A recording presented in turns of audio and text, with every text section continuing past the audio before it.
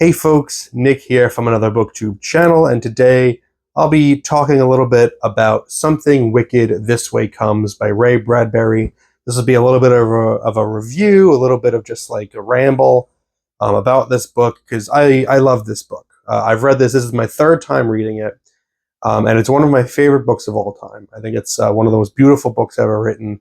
It's a book that moves me every time I read it. Actually, well, I shouldn't say that, because what's interesting about this is the first time I read this book, I was in I'm going to say like mid 20s, mid to early 20s, and I didn't connect with it much at all. I didn't really get it. And I ignored it for a while. I read other Ray Bradbury stuff, and I loved all of those books. And Something Wicked was just like this thing in the back of my head that I was like, oh, sometimes classics just don't live up to expectations.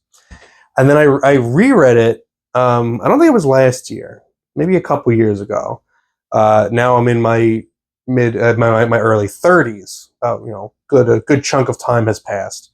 And I've gotten a little bit older, not too old, but older, and someone who spends a lot of time thinking about getting old. And then that is when this book connected for me. Because this is a book that is about getting older. And I feel like I keep talking about this theme recently on the channel, because I mentioned it in my review of the novelization of the movie X, which had similar themes. I mentioned it in my top 10 horror movie list, because again, I talked about the movie X there, a little bit about the substance and how I didn't like that as much. But that is a theme that I gravitate towards. I find it fascinating to read interesting media and watch interesting media about the concept of growing older, because it's something that I spend a lot of time thinking about. And I'm bad at expressing myself. I'm not great with words, and I'm not great with like emotions. I had to kind of learn over the course of my life how to connect with emotions in some capacity. And books helped me with that quite a bit. Books and film really helped me to develop empathy and get in touch with what's going on, in here rather than just what's up here. And a book like this speaks to me at such a level that I could never fully communicate. And I've gotten way ahead of myself already. Excuse me, I'm getting over a cold. Let me talk a little bit about what Something Wicked is about, if you're not familiar with it. It is set in Greentown, Illinois, which is a place that Ray Bradbury, I think, has a few books written in that setting. Written in 1962, I believe. And two young boy best friends, Jim Nightshade and William Holloway, are on the cusp of turning, is it 14 or 13? I think it's 14.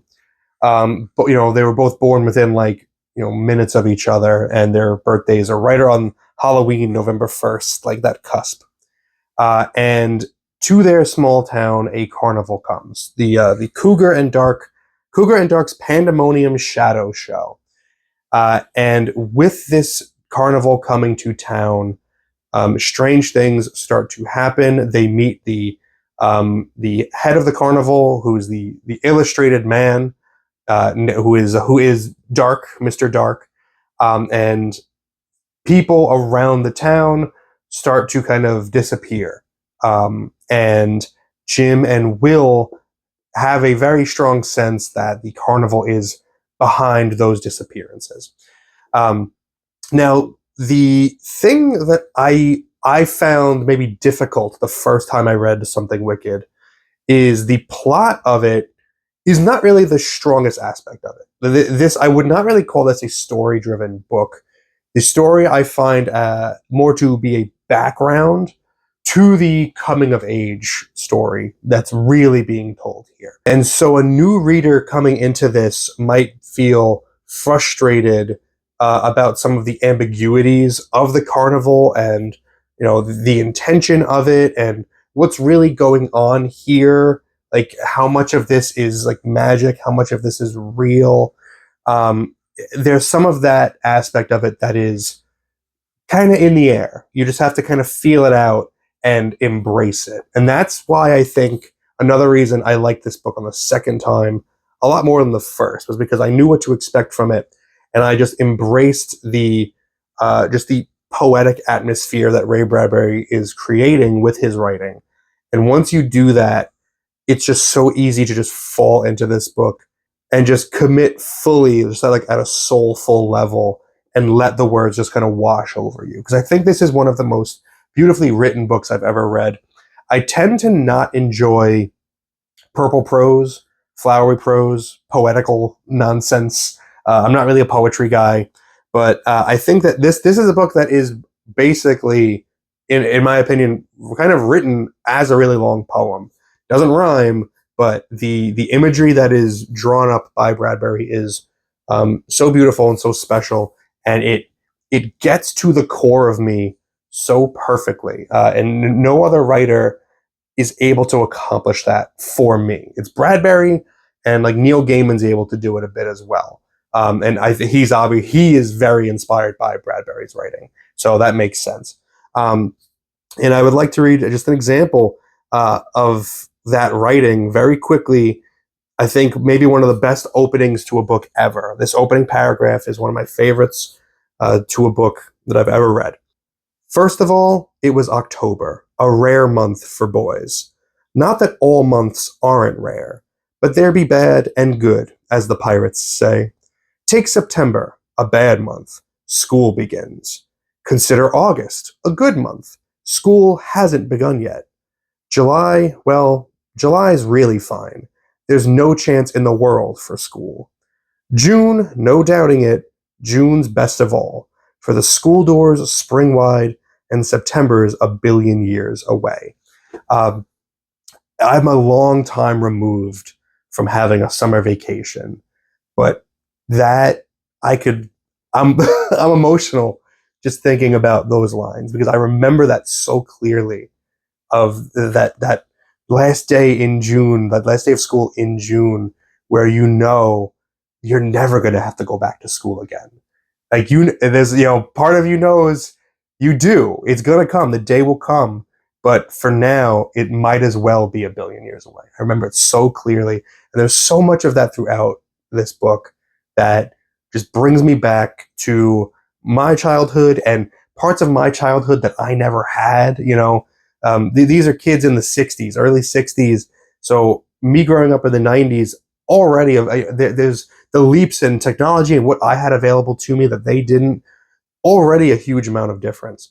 But even still, I was born early enough where I still had some kind of analog fun.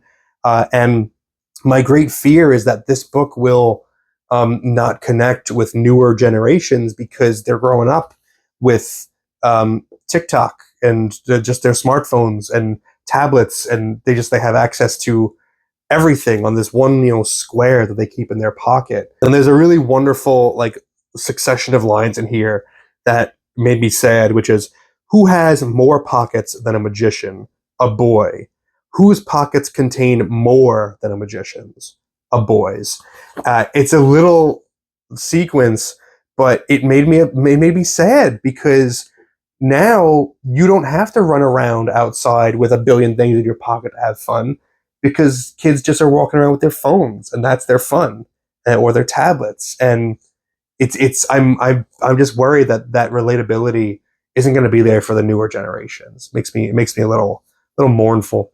And the other thing that I noticed in my most recent read and the previous read, where I really fell in love with the book, was that despite how much I love the references to childhood and that feeling of being brought back, it's really Will's father, Charles, that I really connect with. And this is me being so maudlin because I'm not that old. I'm still in my early 30s. I have so much time left. I don't have children of my own, nor do I even want them. But there is something just about Charles, who's 54, who feels too old for his son, who he can't keep up with him, and it's Charles' remembrance of his own childhood that I'm I'm projecting myself onto. So not only is it just reading the boys, it's reading Charles as a stand-in for myself getting older, thinking, like, also observing the boys and being like, I was like that once, and I still feel like I want to be like that, but that time from my life is gone. There is no way to go but forward, and there's no way to get younger, which puts the dramatic crux at the center of this book. It makes it such a strong idea, and this is where I'll talk a little bit about spoilers. But it's a really old book, so whatever. The Heart of the Carnival is a carousel, which when you ride the carousel, if you ride it forward, every revolution that you go forward once, it advances your age by 1 year. And if you ride the carousel backwards, it decreases your age by 1 year. And so Jim, the young man, he wants to be older. He has that temptation to get out of adolescence already, become a teenager, full fledged, and just start his life. Whereas Will kind of is happy where he is. But Will's father, Charles, he's got this crisis of wanting to be closer to his son, literally, to be able to keep up with him. And so there's that temptation of, wouldn't it be nice to go back in time just a few years? Like, what's the worst that can happen? And the scene in this book that really gets me each time is when Mr. Dark gives Charles the opportunity and says, I'm going to give you, the count to 15 to basically sell out where I can find your son right now, because he's chasing Will. And for every second you don't answer me, I'm going to take away a year that I would otherwise give you. So he said, I'll turn back the clock 20 years for you. Doesn't that sound nice? And then every second he says 19, 18. Wouldn't you like to be, 15 again? You're losing your opportunity. 12, 13. 10 years younger, that's still pretty good. 9, 8. Like, it's such a powerful scene to me. And it's an impossible, no, it's not impossible. I mean, Charles makes the obvious decision. He doesn't sell out his son. He stays as he is. But to be presented with that option at all, I just think if there was no other strings attached and that carousel came to my town, what would I do? And it would be really, really hard to say no. Really hard to say no. So that's why I love this book. It's just full of those moments that are so easy to relate to, and it's packaged in such beautiful writing. It can be a tough read sometimes because of that writing. If you're not a fan like me of flowery prose, of purple prose, you might not enjoy this, and it's really sad because there's so much beauty in here. I would say if you did read this once and you didn't get it, try reading it from this perspective that I've just given you, and maybe that'll help you a bit more. I also encourage you to, if you're younger and you read it for the first time, read it again when you're a little older. Read it again when you're starting to feel like time is truly moving on and you're not going to be young forever. And before you know it, you're sitting at home and you've got a heating pad on the chair behind you because your back hurts because you slept wrong. And then come back to this book and think about it. And I think you'll have a very different feeling towards it. My arbitrary and subjective grade for Something Wicked This Way Comes by Ray Bradbury is an unequivocal 10 out of 10. This is one of the greatest books ever written. Do with that what you will. Let me know your thoughts about this book in the comments below. Thank you very much for spending some time with me today. But now it's time to get back to reading.